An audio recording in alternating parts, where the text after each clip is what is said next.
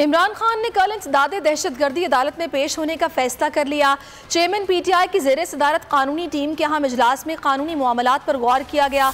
बाबर अवान कहते हैं इजलास में दरखास्त जमानत दायर करने का फैसला हुआ है।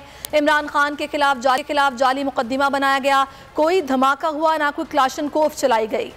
ज़ेर सदारत खिलाड़ियों का इजलास, कानूनी महाज पर नई हिकमत अमली तैयार। इमरान खान कल इंसदाद दहशतगर्दी अदालत में पेश होंगे। कानूनी टीम के इजलास में बड़ा फैसला कर लिया गया। कानूनी टीम बनी गाला में सर जोड़कर बैठी। इजलास में मामले पर तफसीली मुशावरत की गई। बाबर अवान कहते हैं ATC में दरख्वास्त जमानत दायर करेंगे। इमरान खान की दरख्वास्त जमानत कल हम ATC कोर्ट इस्लामाबाद में दायर करेंगे। इमरान खान खुद जाएंगे। ज़राए के मुताबिक सियासी और कानूनी मामलात पर मुशावरत 2 रोज से जारी है। इमरान खान के खिलाफ खातून जज को धमकियां देने के इल्जाम का मुकदमा दर्ज है।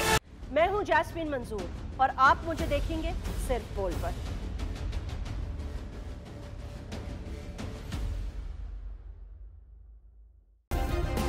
सब्सक्राइब करें और बेल दबाएं ताकि कोई खबर रह न जाए।